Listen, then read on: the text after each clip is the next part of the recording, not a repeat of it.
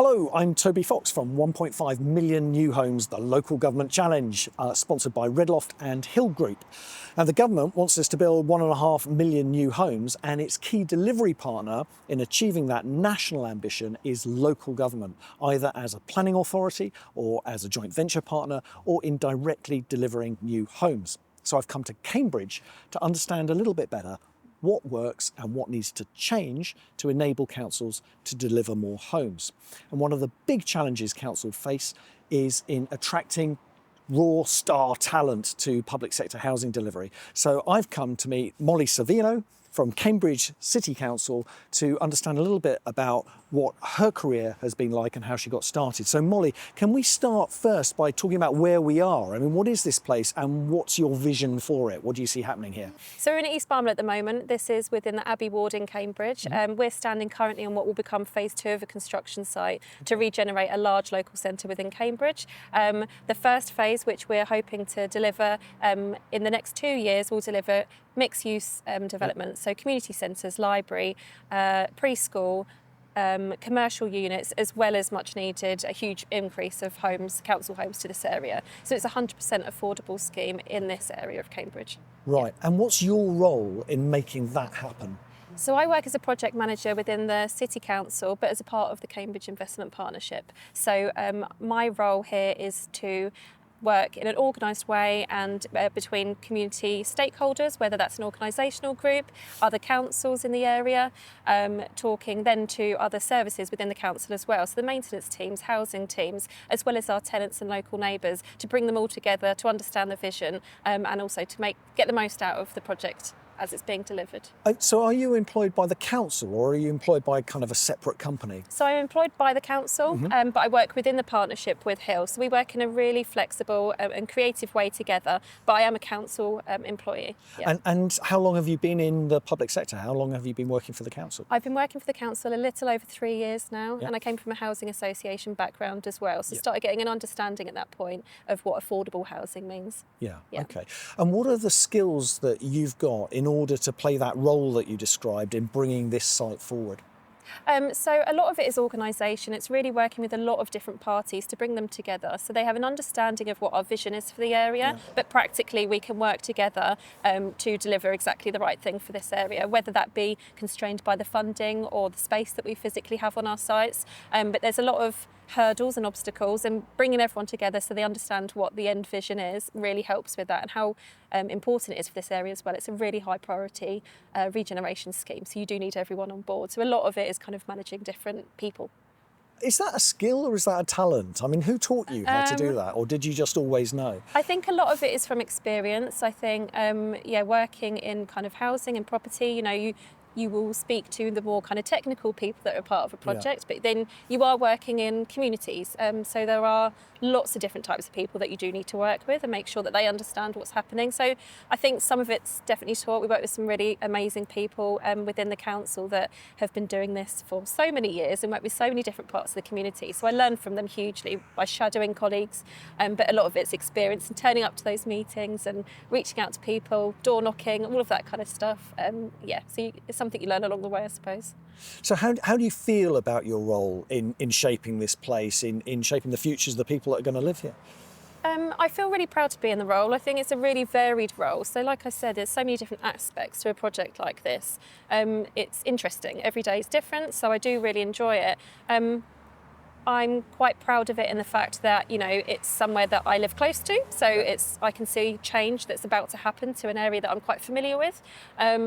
And it'll be really nice once practically you see things being built, people using spaces, and then, suddenly it's happening. So it's a really important role. Yeah. So you actually point to something and say, I actually helped make that happen. And it's real and it's physical. Yeah, and that's exciting, yeah. But you could also get a similar sort of sense of fulfilment, I would guess, from working in a housing association, an RP. So why make the jump from housing into working in housing in a local authority?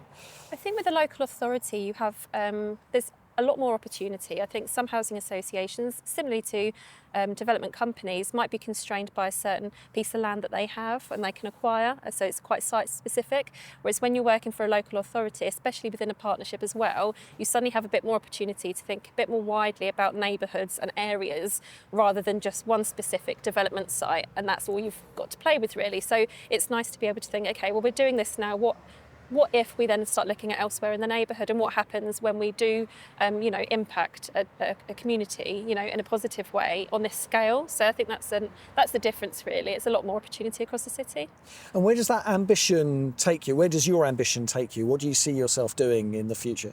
I'm not too sure. I mean, I really enjoy my role as it is. It's really varied. So at the moment, I'm just enjoying kind of learning all the aspects of it. I still feel relatively new, I suppose, to the sector in my current role. So I'm enjoying learning at the moment. It's a bit like asking a footballer, like, where would you like to play when they're already playing in a club? It's a loaded question. Yeah. But I mean, seriously, if you think sort of 20 years ahead, what would you like to have achieved? I think I would have liked to have achieved, just working on more large scheme developments. I think something that's so kind of, I suppose you call it flagship sometimes, don't you? Somewhere that's really important to an area. So you can look back and say, okay, I had a role to play in that. Yeah. And you then see it being used, and you can see the benefit happening. Yeah. And what might stop you? What are the toughest things about your job? What are the things that are most likely to kind of put you off? I think it's difficult. Every scheme or project comes with its own constraints, whether it's a neighbour dispute or, a community that don't particularly want something that large scale potentially happening right in front of them. So it can get it could be the tiniest detail really. It could be, traffic or something like that. But it's all important, and you do have to make sure that you paint the bigger picture for everybody as well, with the positive impact and benefit it will give to the neighbourhood in the end. So are you saying it's the kind of the complexity of what you're right. trying to achieve is the thing that kind of keeps you awake at night? Yeah, absolutely. It's making sure you've done every single part correctly, I suppose, as well, and that it's not going to trip you up later on. You need to kind of approach all of those issues head on. Yeah. I think communication is always a thing that helps me with that as well. If I think that, could be a particular part of the community that will be impacted maybe negatively or might experience some disturbance, so I'd rather go and talk to them about it and deal with that. But that's the kind of bit, if people aren't happy in the area, then that's the kind of thing that would keep me awake at night. You need to make sure that everyone's okay with it. Yeah, and it's interesting when you say communication, and that's come up when we've spoken to other officers as well. So, I mean, do you think, is that something that you can pick up at school, at college? Is that being taught? Are people coming out of education with enough communication skills? Or, as we said before, I mean, is this just something you've either got or you haven't got? Yeah, I think I'm lucky in the fact that the Cambridge City Council do focus quite heavily on good communication, good consultation. We have policies that we follow anyway as a part of an organisation, but I think it's something, certainly, the kind of basic skills is really important to learn in school, just to be able to, pick up the phone and have that personable skill that you're quite happy to knock on a door and pick up a phone. I think that's something that you could learn quite young. Write a good letter, for example, or a good newsletter, or maybe update a website in a good way to keep everyone up to date. But I think sometimes it comes with just the confidence to go out there and meet people as well, which you'd learn on the job, I suppose. Yeah. So what advice would you have for someone who is still at school or college and wondering what to do with the rest of their lives, or someone who's already decided they want to get into the built environment but they don't know how?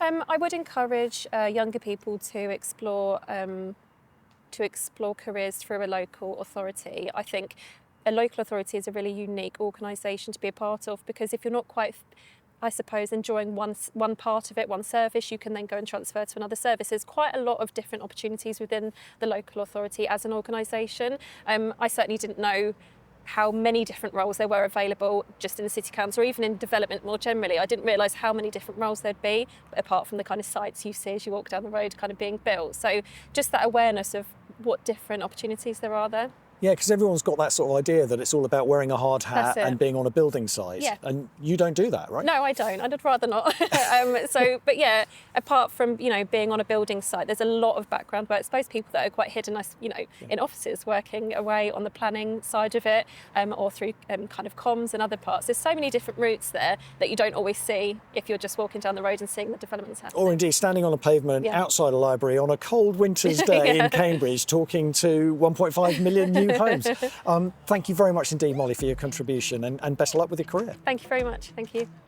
That's it for another episode of 1.5 Million New Homes, the Local Government Challenge, sponsored by Redloft and Hill Group. We're going to be back with another episode later this month. In the meantime, thank you so much for watching this one.